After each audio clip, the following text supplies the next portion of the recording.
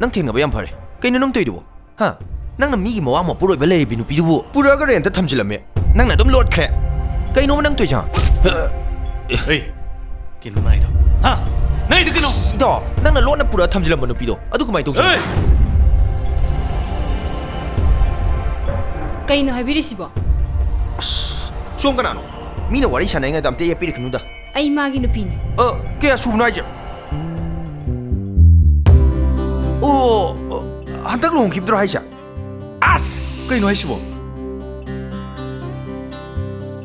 ito nang sai ma yaw ra hayu kai sire yes ai kitang hanjar mage to ai hala mage amta ngai bi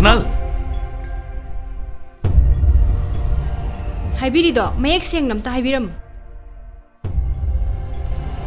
itaw sina kai khudagi mawa ma puroi ba leire bi nupi ma khak tha tare nipan gi mamang dagi chelak tuna reng gi kam da tham hojik ti ma su mama haido oidroba hey na hatora nang tumina layo sana asina thong mu khrai jilaga nang na thajil leire sito nupi du mathan do ordi fai ngasi manga tarung ni le di angang do poni itaw su mapa do hek wer ni angang adu gi lan thum soit nang ki talakani itaw chal siga tanar ga ne yum de yam thuna pusana ba to view go natradi taw wathok yam chawkani bo nang wari lor ba ha nang wari lor bo law just lo ai ngora solakano kaino nang sibo asimi is nang nang thajil leire di nang loire chachila o ba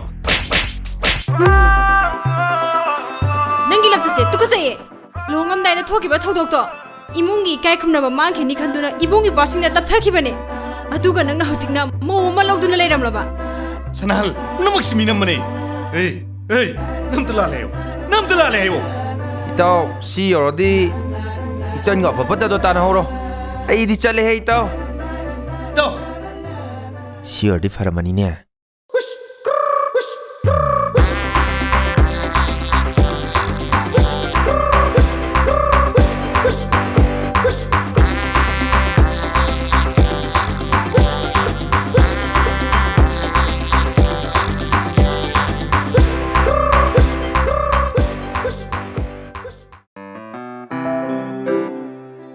Madam, ꯑꯩꯈꯣꯏ ꯅꯨꯄꯥꯗꯣ ꯇꯥꯡ 5ꯗ ꯑꯩ ꯂꯧꯕ ꯂꯥꯛꯀꯅꯤꯅ phone ꯇꯧꯔꯛꯑꯦ. ꯍꯧꯖꯤꯛꯇꯤ ꯃꯥ U ꯊꯛꯇ꯭ꯔꯦ ꯍꯥꯏꯌꯦ. ꯏꯆꯥꯁꯤꯡꯗꯨꯁꯨ ꯆꯥꯐꯝ ꯊꯛꯐꯝ ꯈꯪꯗ꯭ꯔ ꯃꯥꯜꯂꯦ. ꯆꯥꯎꯕꯗꯨꯅ ꯍꯜꯂꯛꯑꯝꯕꯅꯤ. ꯌꯥꯝ ꯀꯞꯄꯝꯕꯅꯤ. ꯅꯪꯕꯨ ꯄꯨꯔꯒꯦꯅꯁꯨ ꯍꯥꯏꯔꯝꯕꯅꯤ. ꯑꯗꯨꯗ ꯑꯩꯅ ꯈꯔ ꯈꯪꯍꯟꯈꯤꯒꯦ ꯍꯥꯏꯗꯅ ꯆꯩꯔꯒ ꯇꯥꯟꯊꯣꯛꯈ꯭ꯔꯕꯅꯤ. ꯅꯪꯁꯨ ꯇꯥꯒꯅꯣ ꯃꯇꯝ ꯈꯔ ꯌꯦꯡꯁꯤ. ꯍꯣꯏ ꯃꯦꯗꯥꯝ. ꯕꯤꯃꯥ ꯀꯥꯡꯊꯣꯟꯁꯤ ꯑꯝꯇ ꯊꯝꯃꯤꯟꯅꯁꯤ ꯂꯥꯛꯑꯣꯏ. ꯏꯊꯟꯗ ꯉꯝꯗ꯭ꯔꯦ. ꯑꯩ ꯃꯈꯥꯁꯤ ꯋꯥꯏ ꯑꯝꯇ ꯇꯩꯊꯣꯛꯀꯦ ꯇꯧꯅꯦ. ꯂꯥꯛꯑꯒꯦ. ꯍꯣꯏ ꯂꯥꯛꯑꯒꯦ. ꯃꯦꯗꯥꯝ ꯑꯃꯨꯛꯇ ꯆꯪꯖꯔꯨꯈꯤꯒꯦ. ꯍꯣꯏ. ꯑꯗꯣ ꯏꯆꯦ ꯃꯅꯨꯡꯗ ꯃꯁꯥ ꯉꯝꯗꯕ ꯌꯥꯎꯋꯦ ꯍꯥꯏꯕꯗꯣ ꯑꯗꯣ ꯏꯆꯦꯅ ꯑꯝꯇ ꯌꯦꯡꯕꯤꯔꯨꯔꯣ. ꯍꯣꯏ.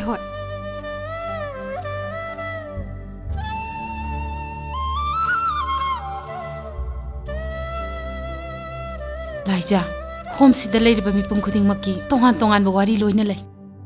ꯂꯣꯏꯅ ꯃꯥꯏꯊꯤꯕꯒꯤ ꯑꯋꯥꯕ ꯋꯥꯔꯤ ꯉꯥꯛꯇꯅꯤ. ꯏꯆꯦ ꯃꯥꯏꯊꯤꯔꯕ ꯃꯤ ꯈꯨꯗꯤꯡꯃꯛ ꯂꯣꯏꯅ ꯁꯤꯟꯅꯔꯒꯗꯤ ꯍꯤꯡꯍꯧꯗꯧꯔꯤꯕ ꯃꯤꯁꯤꯕꯨ ꯀꯅꯥꯅꯣ? ꯄꯨꯟꯁꯤꯗ ꯑꯃꯨꯛꯇ ꯃꯥꯏꯊꯤꯗꯕ ꯃꯤꯕꯨ ꯂꯩꯔꯝꯒꯗ꯭ꯔꯅꯦ? ꯂꯥꯏꯖꯥ ꯊꯧꯅꯥ ꯂꯩꯌꯨ. ꯅꯪꯗꯤ ꯑꯋꯥꯕ ꯃꯁꯛ ꯈꯪꯂꯕꯅꯤ. ꯍꯧꯔꯛꯂꯤꯕ ꯃꯌꯥꯝꯁꯦ ꯑꯋꯥꯐꯝꯗ ꯇꯥꯗꯅꯕ ꯅꯪꯅ ꯈꯔ ꯍꯣꯠꯅꯧ. ꯏꯆꯦ ꯑꯩ ꯏꯆꯦꯗ ꯋꯥꯐꯝ ꯑꯝꯇ ꯍꯥꯏꯖꯒꯦ. ꯏꯆꯦꯅ ꯁꯣꯏꯗꯅ ꯌꯥꯕꯤꯌꯨ. ꯀꯔꯤ ꯋꯥꯅꯣ ꯍꯥꯏꯌꯨꯅꯦ. ꯑꯩꯒꯤ ꯃꯃꯜ ꯑꯣꯏꯅ ꯂꯧꯈꯤꯕ ꯁꯦꯜꯁꯤꯡꯗꯨ ꯎꯔꯒ ꯑꯩ ꯅꯨꯡꯉꯥꯏꯐꯝ ꯈꯪꯗ꯭ꯔꯦ. ꯁꯦꯜꯁꯤꯡꯗꯣ ꯑꯩ ꯏꯆꯦꯒꯤ ꯍꯣꯝꯁꯤꯗ ꯀꯠꯆꯔꯒꯦ. ꯂꯥꯏꯖꯥ ꯑꯩꯒꯨꯝꯕꯤ ꯑꯋꯥꯕꯤ ꯇꯥꯔꯕꯤ ꯀꯌꯥꯁꯤꯡꯁꯤꯗ ꯑꯩ ꯃꯇꯦꯡ ꯄꯥꯡꯕ ꯑꯣꯏꯅ ꯁꯛꯆꯔꯒꯦ.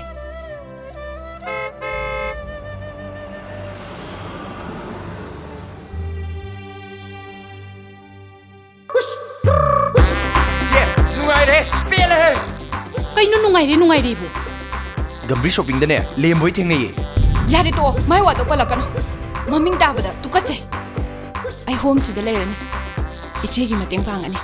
ꯌꯥꯏ ꯐꯔꯦ. ꯀꯔꯤꯅꯣ? ꯆꯦ ꯁꯤ ꯑꯣꯔꯗꯤ ꯅꯪ ꯃꯅꯨꯡꯗ ꯑꯝꯇ ꯆꯪꯉꯣ. ꯑꯩ ꯂꯥꯏꯖꯒ ꯋꯥꯔꯤ ꯑꯝꯇ ꯁꯥꯒꯦꯕ. ꯀꯔꯤ ꯋꯥꯔꯤꯅꯣ? ꯑꯁ ꯑꯩ ꯊꯣꯛꯄ ꯁꯥꯒꯦꯁꯦ. ꯏꯆꯦ ꯅꯪ ꯆꯪꯉ ꯂꯥꯛꯑꯣꯕ. ꯂꯥꯏꯖꯥ ꯑꯩꯒꯤ 이파 누파 ngawbase kari warino nangna amta sanaramo ai masa ngamdaba yawa hebado amta changugiko lo si si changoba che tholakanu ko Laija Ngasi yam luba. Aruba wari am sage. Loss.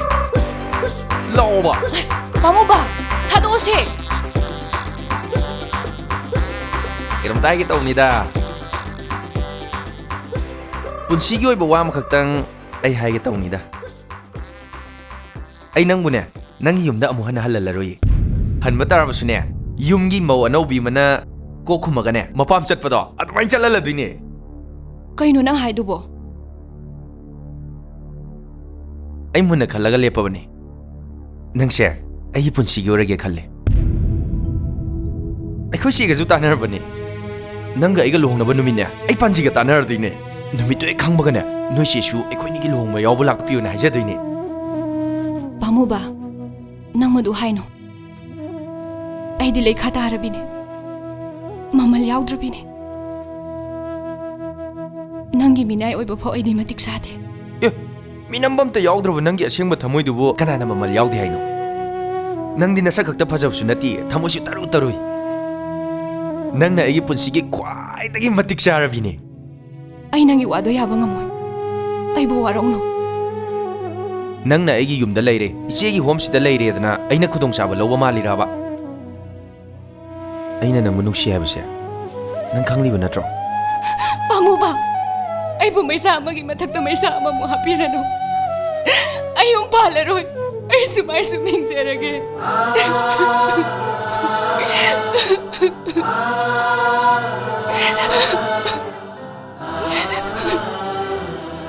Laija. Nangi khongthangse nathantana thanglubada lana thangluraba natro. Hojikti madu yaroi. Aina haiba maikaida nangna khongthanggadabani. Sontharaklaba nangi khongthangse aina chaisoigani. Amung hana nangbu awaba mafamda chatlalaroi. Kapkanuse nangidamak ai lepli. Toobase. Laija.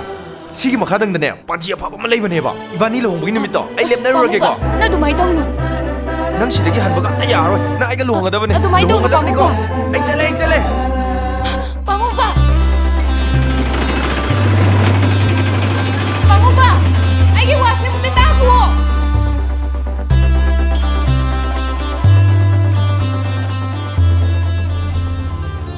Laija.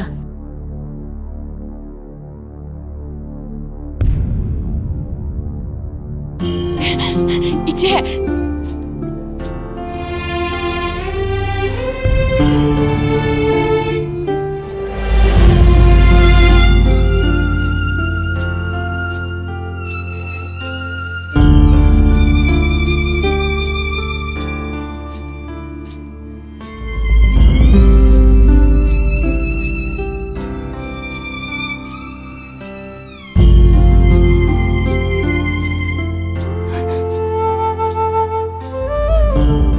Laija.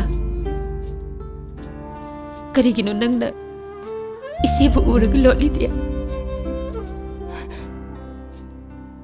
Isina nangbu jai thangi haidan isibu nangna warurabro. Isina pana jai nganglabasu.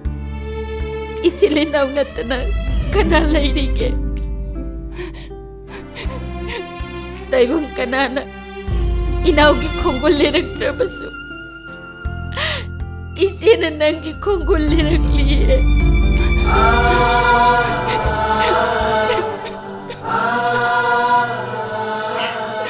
Laija. Isina nang bunga pira mane. Lawo. Isigi nakta lawo Laija. Lawo.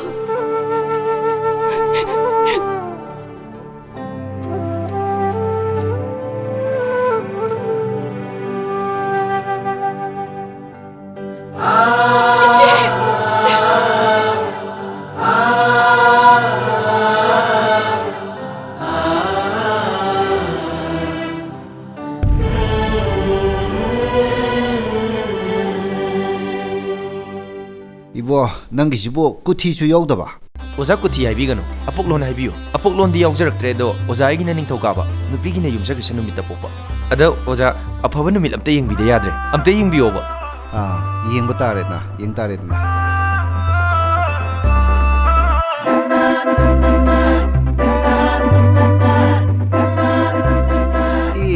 afaba numit amadi leire hibo si hekta pirage ko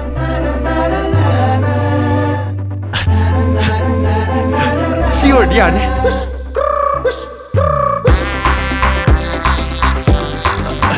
Oza yai pavo jerage Che che che che Kaidorage ibungo Che Laija di Laija ga ibani gi lohongbogi numito panji na mani pan mani thokaba numita tare na haireba ibani lohongduine ba daiduda Laija kai chakige ba ibungo Laija do mayum sakre kari gi mase laktuna pukhibane ba aina nang halakpa bawdang di ngai khona khambane ba aduda gari nang hauraroina athum satkraba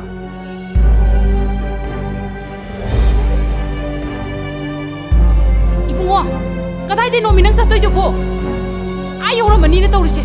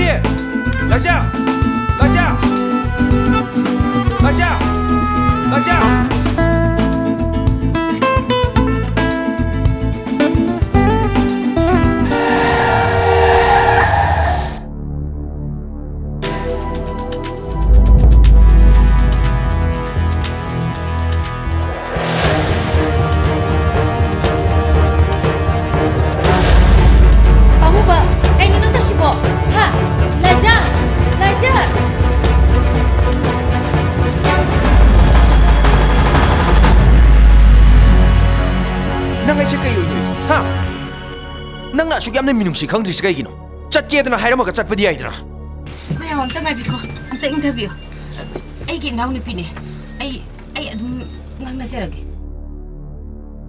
pamuba ai bungak piyo ai di punsi lambi da mai thiraba misakne nangonda chatlage hairambagi thongna phok leitre nangna nang jawab du khakling na phone ai jawab di le moi khanbro nang gi nungsi buduna nang bu mirai bi inthopi re haiduna nang na wari bakap libudo matam chuppada nang na mirai duna talere baidi waram loi kaplam loi khanbro nang ina nakta phamduna nungsi wari sharne khanduna laki baibu nang na mabu inakta purok na masak tak peki numituda ai kairam moina khanbro numituda ai ki mitaki taki ba pido nang na lagna biki nupa mahande ai duna nupa ki pidi pina tabra Agaw irang lang jaba ay pukning iwa ay singshe nang na mamalay na agaw bagi choyrol na nakale yaroy ngasi di nagsakiba tsugay yaro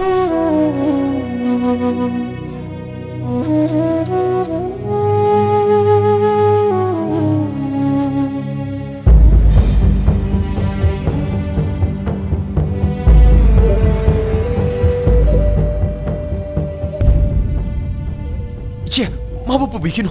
Laija bu thambirabo. Nang aigi nausi lekha tare khangniba natra mi na ikai khumnaba mangal le khanglaba inausi nang na nanakta thamlaga ot ka haribra Laija gi wari pumba khanglaba nang na haugraba singdu chingthok tana phuge chaigi haribra Iche. Kariguma mana minamduna aigi nakta laklamlaba. Phubada nate hatkadabani. Adubu magi wari pumnamaksu khanglaba. Magi asoiba pumnamaksu yajariba. Lekha tare hairiba makse. Lauksinjagi hairiba ingondadi. Ichena manapi pham thoktabra. Iche. Aibu thajabiyo. Laijagi mitkipi aina kaidongnungda su daloi. Laijagi haukraba wari singdo ai amuk hanna ningsinglaroi. Iche. Aibu thajabiyo. Laija, lao chasi. Laija, lao chasi. Iche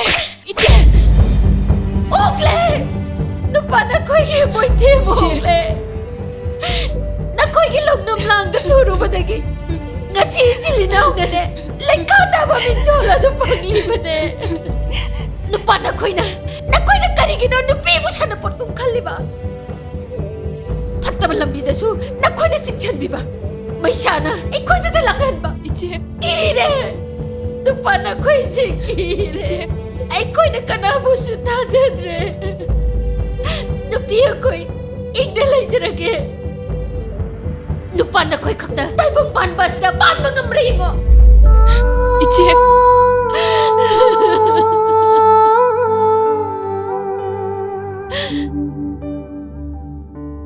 Laija Chache Ipana thambiramba khangpok sangduda Isilino chingna lairuna se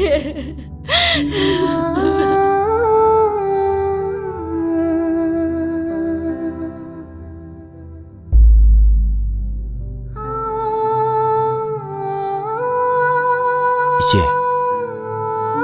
Ichena Laija bu puduna chalibado. Asi lebaktane.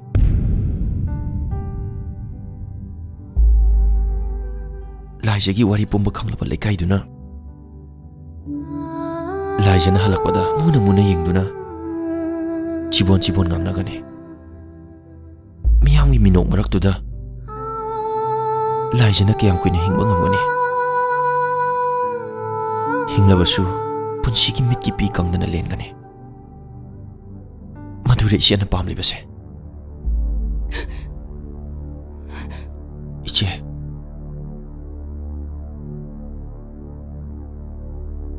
Laija bu thambiramo.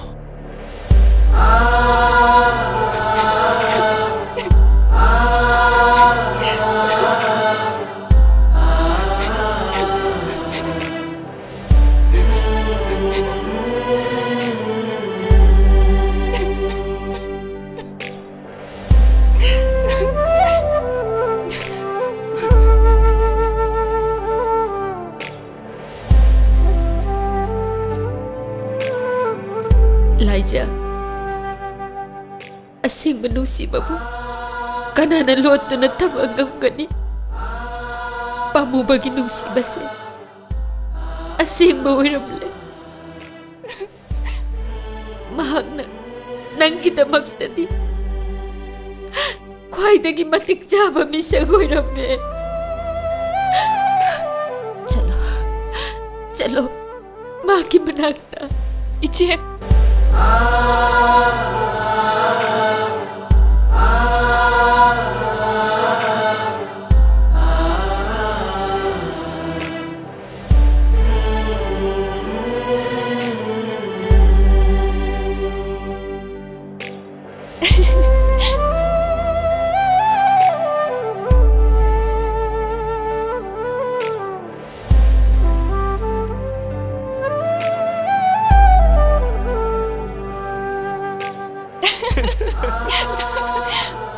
Nangse thum thak yam hairami. Nangna tambiridudi.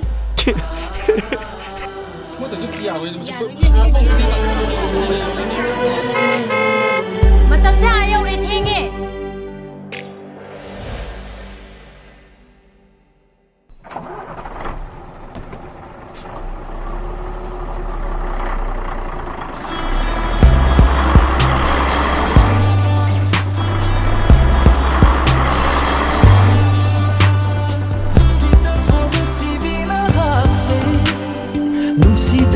ꯅꯨꯡꯁꯤꯕꯤ